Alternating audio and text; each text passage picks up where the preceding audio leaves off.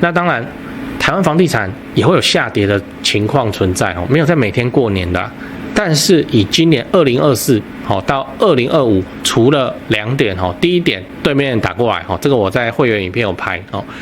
第二，超猛的地震以外，我们真的几乎看不到会令房地产崩溃的线索第一点，那个对面的问题我会员影片有讲那你如果想了解，你就看我的分析跟判断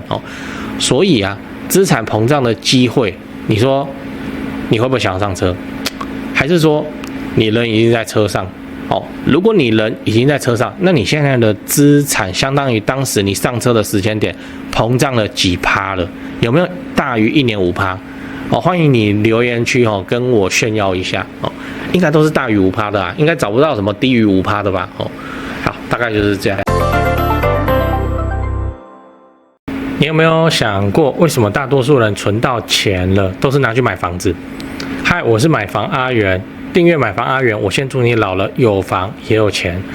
我们在上一支影片聊了为什么该买房养老，如果还没看的话可以看一下。那今天我想跟你讨论为什么普通人最爱买房地产而不是股票先说前提我们讲的普通人是总资产在1亿以下的人，身家好几十亿的不算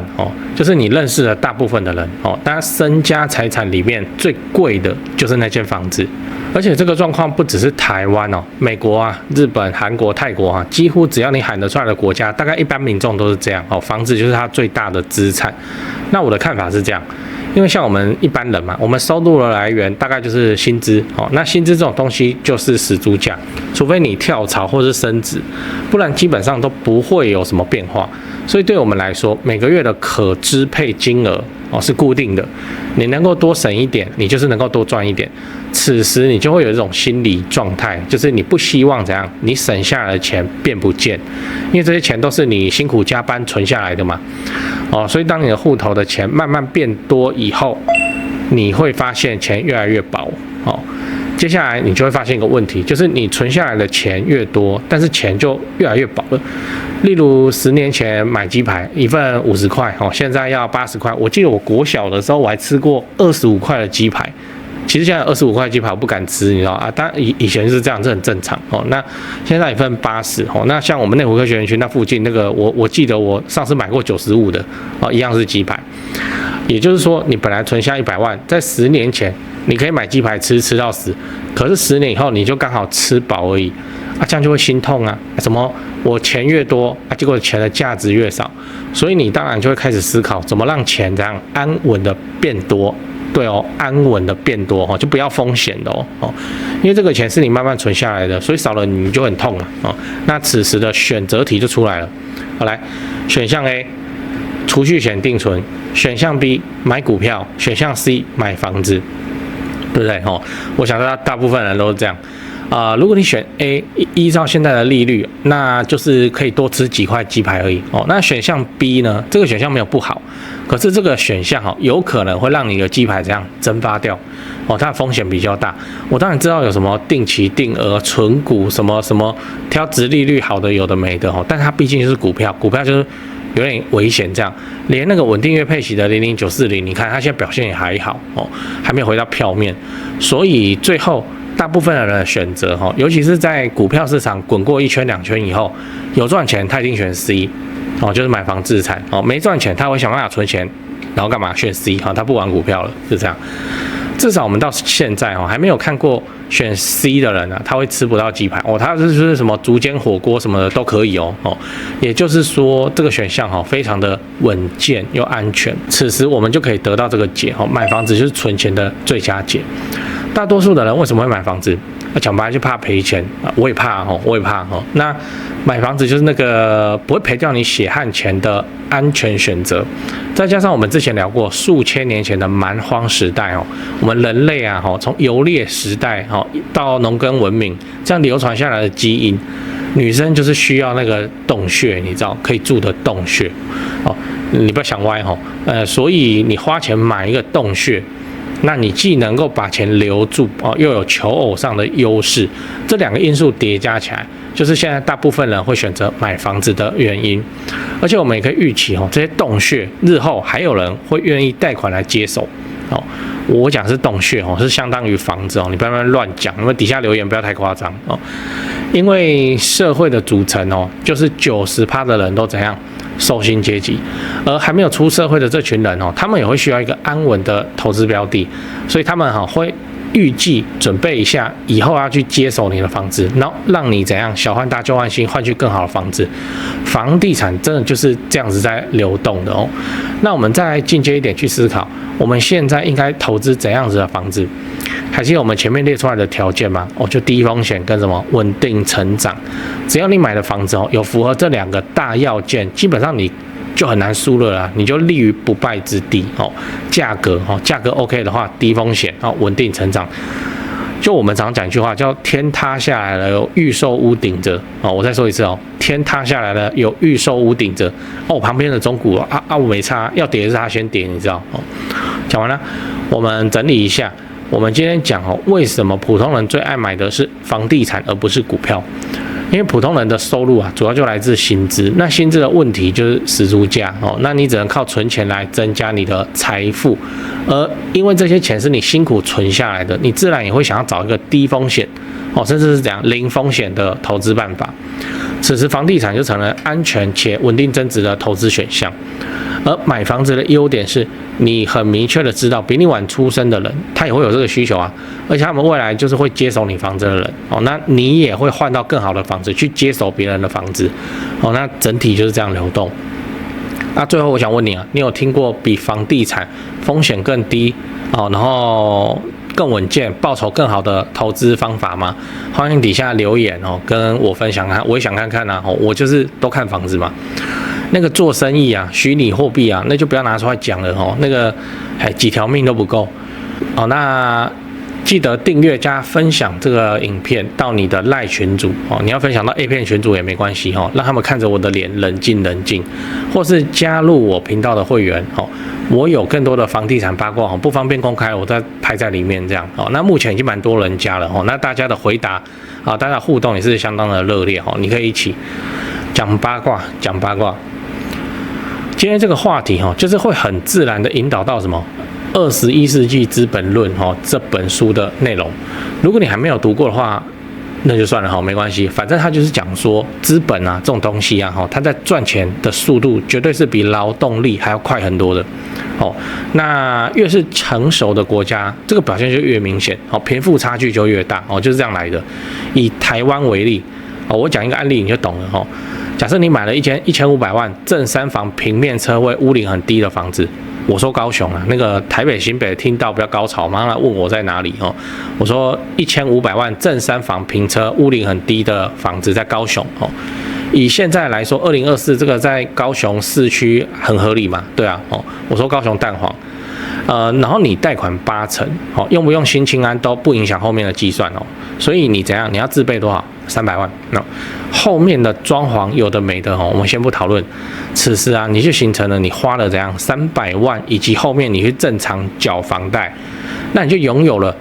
持有一份价值1500万的资产的什么的资格。这比较拗口我再说一次，你花300万跟后面正常缴贷款，你就拥有了持有一份1500万资产的资格注意我讲的是资格然后过了3年，这个1500万房子膨胀到了市值1700万，就多200。你不要说这个很多这个叫做1年的增值不到5%。以现在的房市你自己看对那台湾这几年这个在增值的速度都是远远大于5%的。好，那我们就5%来算就好了就1500的房子变成1700此时你也没卖可是你的资产的账面价值账面价值就增加了200万账面没有卖那你看这个200万除以你不是等3年吗？你就除3，一年平均增值了66.67万我们就算67万这个就是你当初花了300万的头期款，再加上你正常缴房贷的资格，它帮你带来的作用资格带来的作用。我为什么一直强调是资格？是因为台湾虽然是什么私有制但是你要不要缴房屋税？要啊。你要不要缴地价税？要啊。你卖掉的时候要缴土增啊。所以广义来说，我们都是在跟政府租房子对，所以我说是资格。好，那1年67万，这个已经是一个月薪4万块的上班族，要怎样？全年无休，要再加表现良好的年终奖金，才能够领得到的报酬了呢。所以你只是正常缴房贷，买这房正常，你就相当于什么？你就相当于你请了一个月薪4万块，然后年终表现很好，好几个月的上班族在帮你赚钱呢。对啊，这就是资本的运作资产在膨胀在增值的现象就是这样注意我没有鼓吹我没有鼓吹买房什么赚到增值膨胀什么，请人帮你赚钱来给你花什么的不要乱扣帽子我没有鼓吹我只是描述台湾房地产现状就是长这个样子你就出300的本金嘛，然后你去持有1500万的资产嘛，那只要市场1年给你5%的增值，1年加5%你想想看要是有一个人的名字他的名字假设他姓台湾名字叫房地产，就叫台湾房地产这个人，你就讲1年5%，你被他听到说什么1年5%，他都觉得你瞧不起他。我跟你讲那即使是这样你1年5%就好，你就多了67万的账面价值。你要不要算算看这个报酬率有多少？你本金多少？300呢，1年账面多67呢？股票真的比较厉害吗？巴菲特都觉得你厉害，我跟你说对，那这个就会形成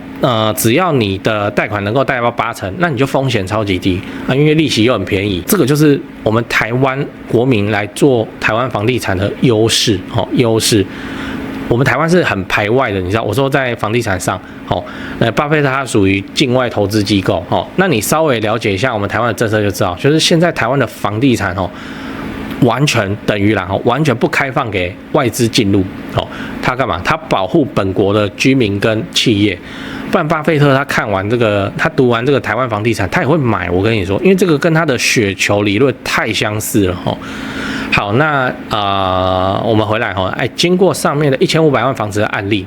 你当然就不难想象为什么大家都想要买房子上车嘛。不单单是因为房价持续攀高因为大家会怕说我现在不买，以后就要买更贵，而且屋龄更老的同一间房子，所以他能买他就马上买了屁我跟你讲，背后的原因就是这样，就是我刚刚算的那个例子1年增值给你看。以台湾的现行政策环境之下，你就是可以实现，你只出2成的本金，就可以取得10成的资产，就全部的资产的持有资格。可是市场在涨价它不是用你的本金为比例去涨价，它是用那个资产为比例为单位去膨胀。所以这个10成的资产只要稍微随着市场去膨胀一下对比你的2成本金，它膨胀出来的账面价值就非常可观。贷款8成你股票能贷款几成，对不对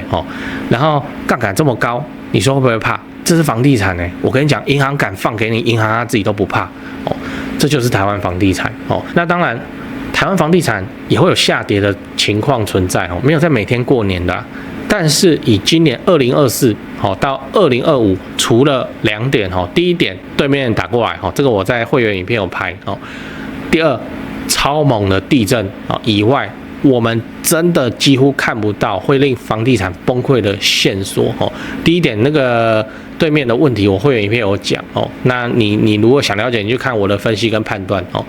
所以资产膨胀的机会，你说你会不会想要上车？还是说你人已经在车上如果你人已经在车上，那你现在的资产相当于当时你上车的时间点膨胀了几%了？有没有大于1年5%？欢迎你留言区跟我炫耀一下应该都是大于5%的应该找不到什么低于5%的吧好，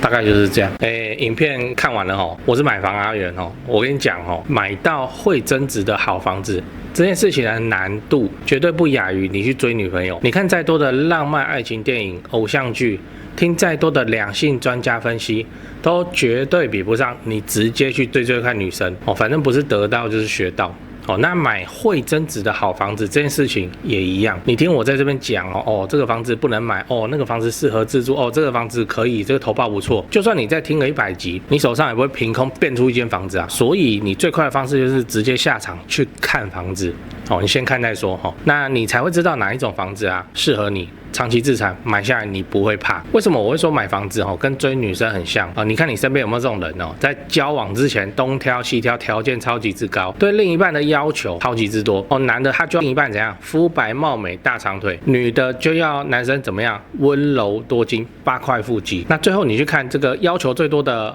同学他的对象是不是跟他当初设定的其实差别蛮远的。买房子也是啊，很多新手在买房子的时候也都一堆幻想什么坪数要大，总价要低，景观要好，屋龄要轻。那这种稳赚不赔顶级物件其实根本不会轮到你跟我来买。那所以只有你真的下场了你真的开始去看房子，你才感受到市场的温度，你才会知道说哪一种房子是你可以买，而且你愿意买那你买了以后你不会怕的。那我们的第一步就是要去找到一位信任的房仲，就带你去看，帮你完成买房子交易。这个房仲的角色其实真的很像媒婆。例如今天你要找另一半就算你不知道哪边可以找对象，你还是可以玩交友软体但是房子它不会主动跟你聊天。59以上房子那么多间，你24小时在那边刷你也刷不完。那最有效率 CP 值最高的方式就是你把你的需求，资产需求你告诉你信任的房仲，那他来帮你媒合房子。像我买高雄的房子也都是配合这个台湾房屋美术之星店我配合超久了，超过10年，我没骗你。那人家就是在地经营嘛，就是专业啊。那我跟他要房子他也都会先过滤适合自产的，他才会 po 给我，也不会强迫推销那你只要考虑这个房子你能不能接受这样就好了非常的 OK。 我是相当信任台湾房屋美术之星店，那我高雄的买卖都是委托他们，我自己有买卖过我才推荐给你的，而且买卖超过10年那我高雄的买卖都是委托他们我不骗你。在高雄不止台积电各项重大建设也都在盖。如果你要自产高雄，我就推荐你找台湾房屋美术之星店，因为我跟店长配合非常久了，非常的尽心负责，也有长期合作的装潢整理出租反正自产高雄，你有房子要买或是要卖我就推荐你找台湾房屋美术之星店。现在就加他们的买房阿元专用 LINE 小老鼠 go go go go go 小老鼠5个 go 那马上你就可以看到他会 po 给你那个适合自产的房子。但是我知道台北人怎么样？天龙人很多，我的观众还是中型台北，那你就加另一个 line 小老鼠 buy 台北，小老鼠买台北，小老鼠 BUYTAIPEI